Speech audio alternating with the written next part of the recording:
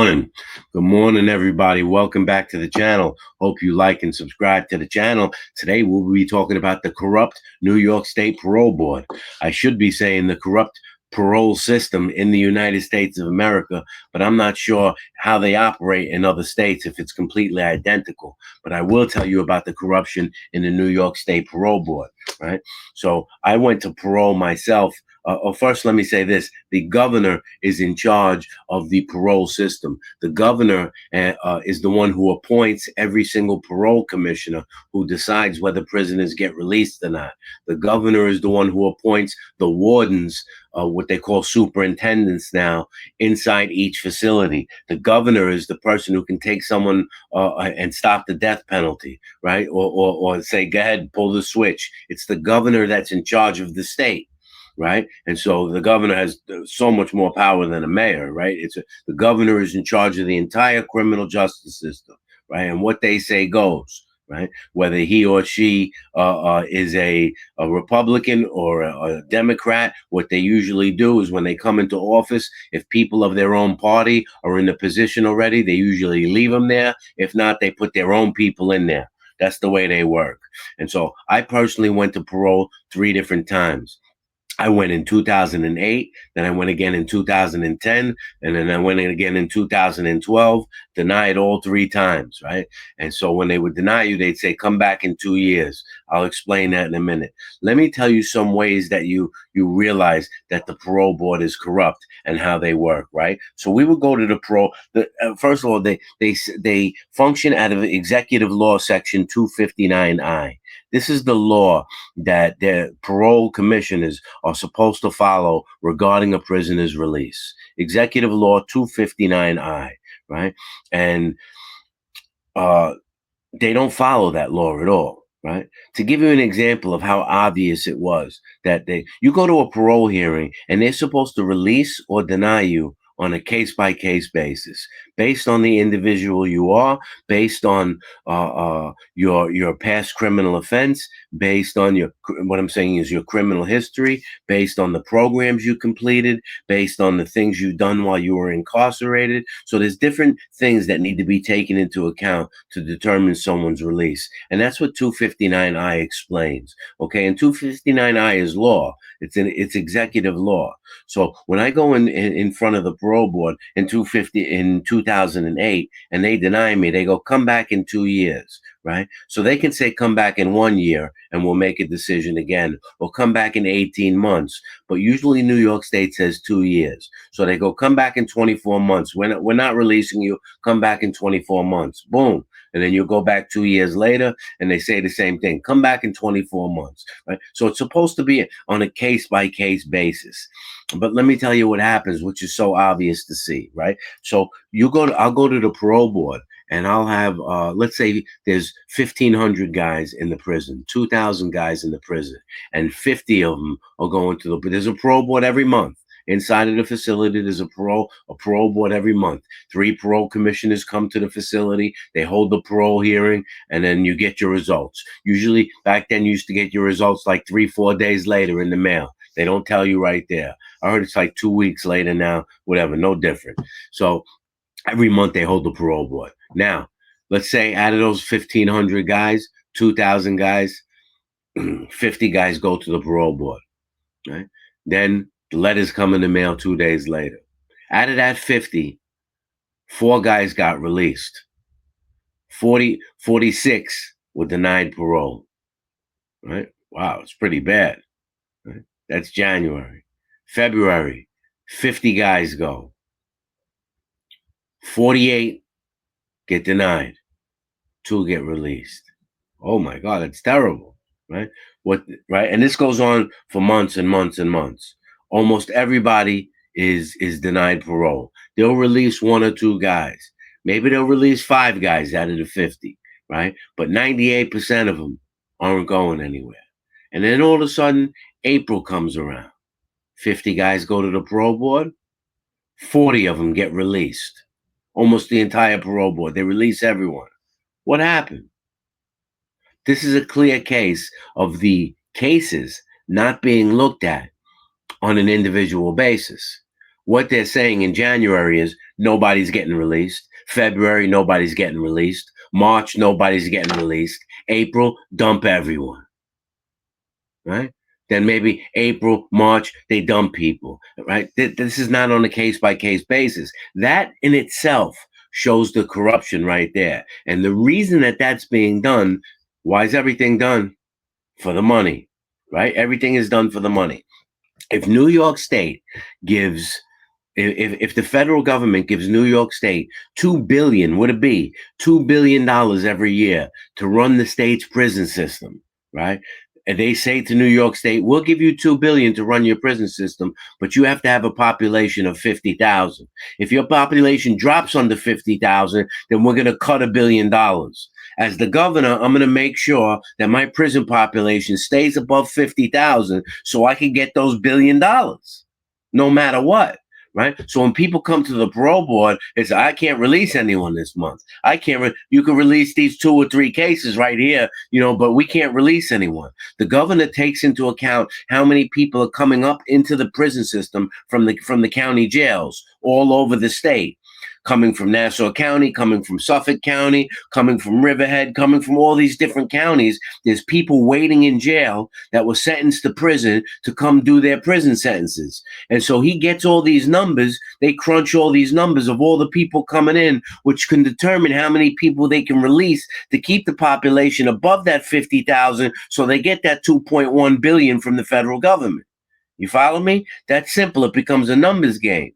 Right. So now it doesn't matter if you're an individual who deserves release or who's entitled to release, because if you fall in the months where they don't have the bodies, you're not going anywhere.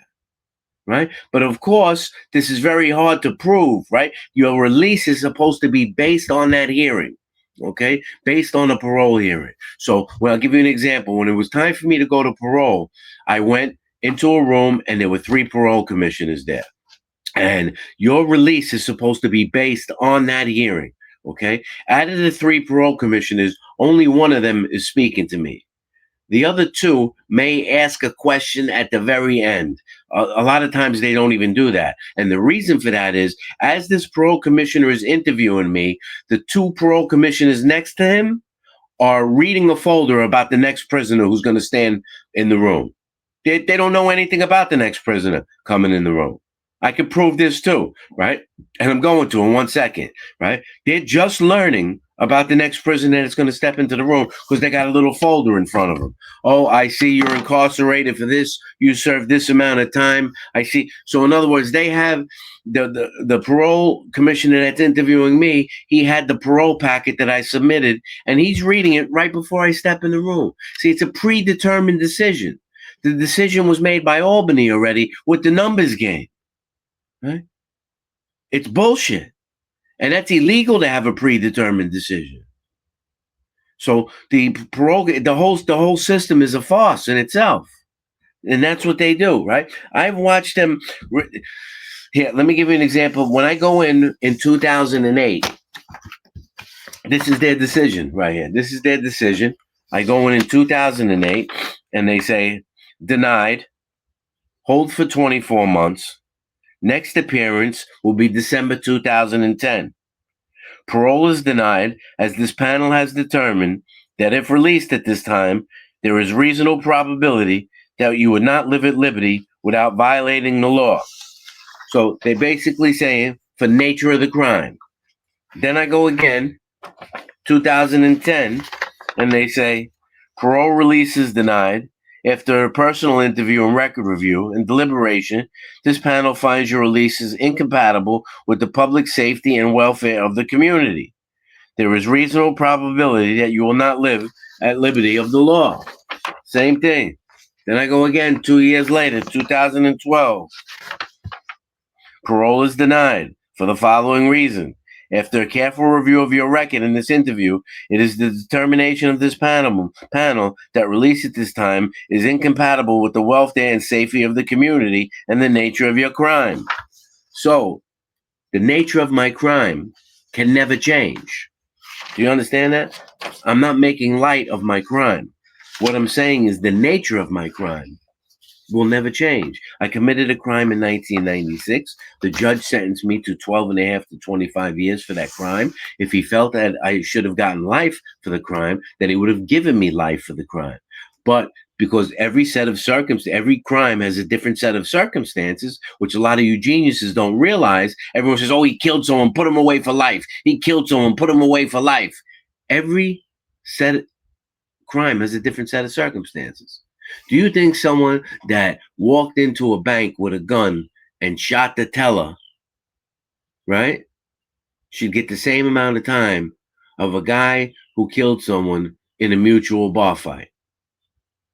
They should get the same amount of time. They should both get life. If you say yes to that, you are a fucking idiot because the circumstances are completely different.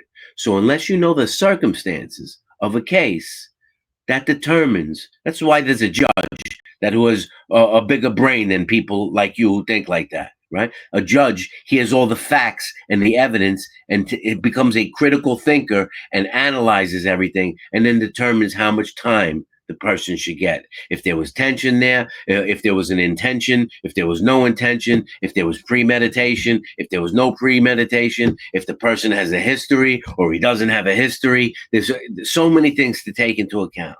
Okay. And so the judge gives me 12 and a half to 25 years, which means my first chance for release is after doing 12 and a half years. And I went at 12 and a half and they said, no, come back in 2 years. So then I went back with 14 and a half. They said, no, come back in 2 years. Then I went back with 16 and a half years served. They said, no, come back in 2 years. And the reason they released me is my sentence finished. I never got out on parole. I had to finish my sentence to get out. My sentence was 12 and a half to 25 years. So they didn't let me go because I didn't go at a time. There's specific reasons in every case, but I never went at a time when they were dumping people, right? The release rate under George Pataki, Governor Pataki, was 3%, right? So it didn't matter whether a guy was ready for release or not. I used to watch them release some guys, right, that were the most insane troublemakers in the prison. Guys that you knew would be back in prison within a month. They were cutting people, stabbing people in the prison, doing drugs, assault on officers, living in and out of solitary confinement on a regular basis. And they would go to the parole and make the first parole board. And everyone in the prison was like, yo, they're releasing that guy? I watched them release guys that were so mentally ill, double murderers that were out of their mind, and they go to the parole board and leave. And then you had guys, and I'm going to use myself as an example. It was my first time in prison. It was my first time convicted of a felony. I had completed all the programs they wanted me to complete. I earned my high school diploma while I was in there. I obtained a secondary education while I was in there. I taught the youth assistance program to kids while I was in there. I had a very good disciplinary record. Even though I had been in trouble a few times, I had received the amount of tickets in 17 years that some guys receive in 1 month. Okay. In my 7 tickets that I received during 17 years, guys received that in a month. Right. And so I went with a great disciplinary record. I went with a parole packet that showed my family was waiting for me, friends were waiting for me, employment was waiting for me, therapy was waiting for me. I mean, I had proved everything beyond a shadow of a doubt. And I go to the parole board, they say, no way. 2 years later, no way. They just weren't releasing anyone. And these guys with sick, insane institutional records that were deplorable would go and get released, either because they know they're coming right back and they keep the system going as a revolving door, or because they went in a month when they decided to dump people, right? People on the parole board, the parole commissioners themselves. I had like Chris Ortloff on the parole board. Chris Ortloff was trying to buy a baby to sexually molest a child. He was the parole commissioner who's sitting on the parole board. He's arrested for trying to buy a baby off of undercover FBI agents in a hotel room. He was trying to buy an 11-year-old and a 12-year-old so he could have sex with them, right? And when parole guys filed an appeal saying, listen, this guy sat on my parole case. I want a new hearing. They said that his business life and his personal life didn't affect one another. While I was going to parole, the commissioner himself was charged with stealing computers from the parole office. When they found the computers, they were just filled with pornography. Another parole commissioner was kicked off of the parole board for trying to sleep with one of the parolees' wives. I have all these cases, right? So these dirty, rotten bastards that are sitting on the parole board in these predetermined decisions are doing this because it's all about the money, and the governor's overseeing the whole thing, right? It's a big business. Incarceration is a big business. There's a tremendous amount of money to be made when you're talking about billions of dollars, not millions of dollars. Right? And so you prepare, and I know many, like I said before, I know many of you will say, well, he's in prison anyway. If you didn't commit a crime, you wouldn't be there. That's true. My main message is don't subject yourself to the power of the system, right? Because this system is corrupt. But in other words, you incarcerate me for breaking the law. I broke one of the laws in society. I'm not making light of what I did, but I broke one of the laws of society, and then you incarcerate me. And then you don't follow the law. The system doesn't follow the law. You have a law 259I where they should take into consideration all of the things I completed during my incarceration. They should take into consideration the crime. But they just kept saying denied nature of the crime, denied nature of the crime, denied nature of the crime. I can never go back and change the nature of the crime. It's impossible. Right? And they keep denying men, not just me, the majority of men in the Department of Corrections get denied for a crime that they had committed 20 years earlier, 25 years earlier. Well, you just served 20 years for the nature of the crime. That's what you just served 20 years for. And now I'm sitting before the parole board. You're supposed to make your determination based on this one-on-one interaction right here. But they don't do that. They don't do that. And that's a corrupt system. And it only teaches, right? It only teaches the incarcerated men that they don't follow the law either. Because it's all about the money. It's all about the money. The parole board is wicked, man. It's a corrupt, wicked system. They had a I'm trying to remember her name. I think it was Roz. They had a former nun become a parole commissioner, right? And she sat on one of my parole boards, so I have her name somewhere. They had a former nun she became a parole commissioner, and they got rid of her immediately. They got rid of her immediately. She saw the corruption of the parole board when she became a commissioner, and she started advocating for the release of men. And they were like, we got to get this sister off the parole commissioner right here. They got rid of her quick. These guys, these parole commissioners were nasty, vicious people. The system is corrupt, right? And that's why my lesson is don't subject yourself to this system to begin with. Don't get arrested. Don't live wrong because you get locked up and then you get involved in a system that's not going to follow the law at all. You know what I mean? And you're stuck, right? There's guys that earn their release and deserve their release, but they don't let them go just for financial reasons. That's a messed up system, man. That's a messed up system. The love of money is the root of all evil.